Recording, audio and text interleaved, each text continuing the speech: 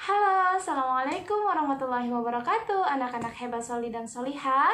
Nah, anak-anak, insya Allah hari ini kita akan melanjutkan pembelajaran tematik kita pada tema 3 ya.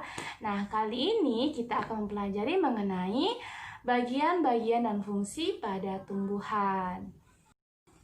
Nah, anak-anak, seperti yang kita ketahui bahwa tumbuhan memiliki peranan penting di bumi ya. Nah, karena tumbuhan merupakan penghasil oksigen untuk makhluk hidup yang lainnya seperti hewan dan juga kita manusia. Nah, selain itu, tumbuhan juga merupakan sumber daya alam hayati yang harus kita jaga kelestariannya. Nah, anak-anak, apakah kalian sudah mengetahui apa-apa saja bagian yang ada pada tumbuhan itu? Dan bagian-bagian tumbuhan yang manakah yang kira-kira sangat berfungsi untuk melestarikan tumbuhan tersebut? Nah, anak-anak, adapun tujuan pembelajaran kita pada hari ini adalah anak-anak diharapkan dapat mengidentifikasi apa-apa saja bagian dari tumbuhan dan apa-apa saja fungsinya dengan benar. Nah, oke anak-anak, untuk pembelajaran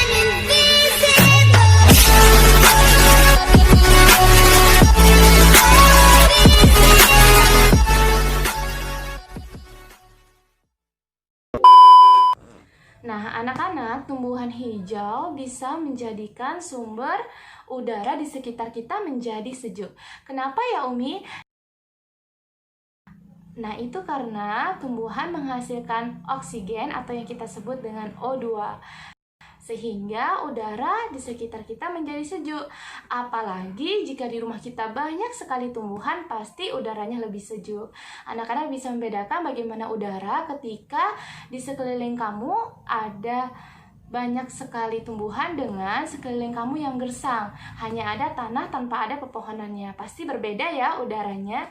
Nah, itu artinya tumbuhan mempengaruhi udara yang ada di sekitar kita. Jika tumbuhannya semakin banyak, maka udara yang berada di sekitar kita akan semakin sejuk juga.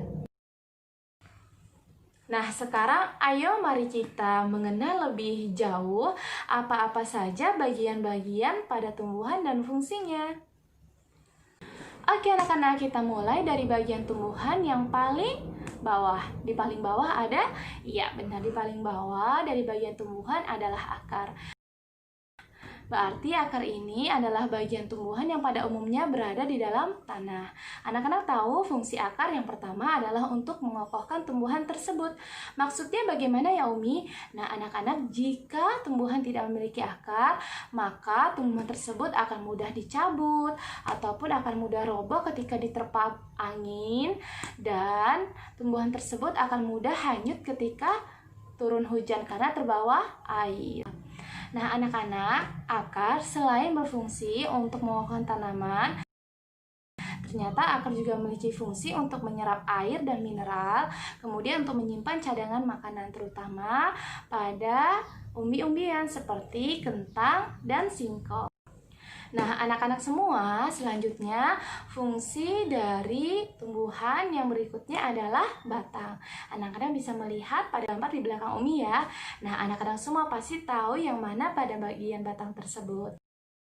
Nah, anak-anak, apa itu batang? Ya, benar sekali. Batang adalah bagian tumbuhan yang berada di atas tanah, di mana tempat untuk munculnya daun, bunga, dan buah. Nah, anak-anak, tahukah kalian bahwa batang itu berfungsi sebagai tempat untuk mengedarkan air dan mineral yang telah diserap oleh akar serta zat makanan dari hasil fotosintesis. Oke, sekarang kita akan melanjutkan bagian tumbuhan selanjutnya ya. Nah, anak-anak, selanjutnya adalah daun.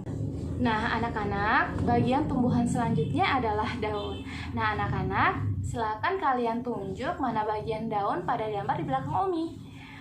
Wah, benar sekali. Nah, anak-anak, tahukah kalian bahwa daun memiliki fungsi sebagai tempat hasil fotosintesis ataupun yang kita sebut sebagai pembentukan karbohidrat. Tumbuhan mengandung zat hijau daun yang disebut dengan klorofil. Wah, pasti anak-anak sudah tahu ya, karena kita sudah mempelajari ini pada bab sebelumnya.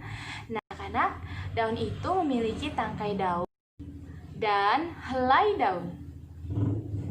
Oke anak-anak, selanjutnya adalah bunga. Nah anak-anak, bunga memiliki fungsi sebagai tempat perkembangbiakan tumbuhan biji atau generasi.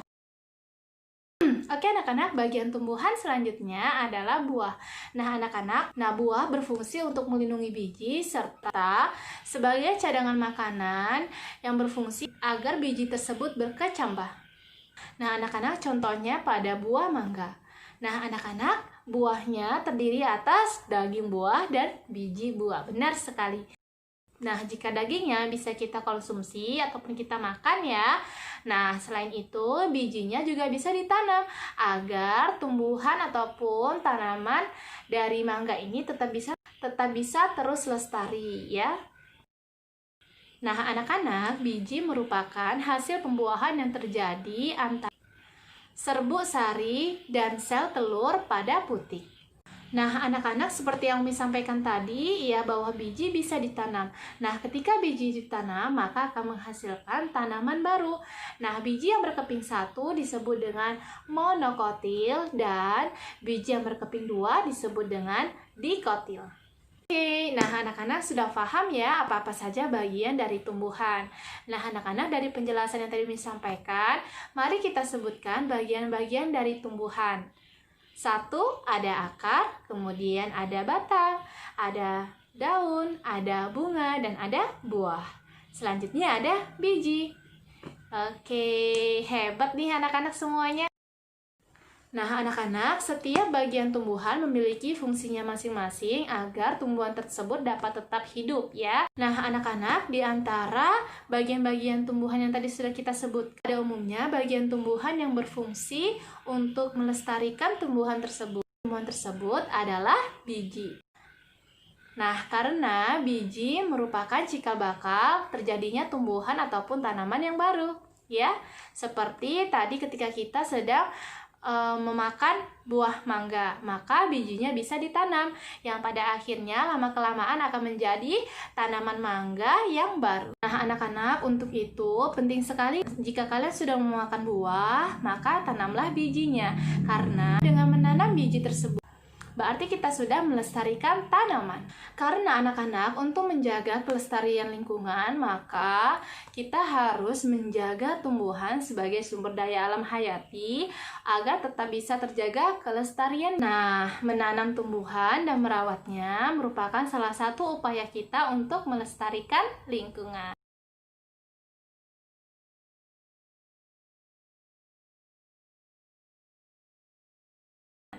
Oke anak-anak hebat, sampai di sini dulu pembelajaran kita hari ini. Sampai ketemu pada pembelajaran selanjutnya. Assalamualaikum.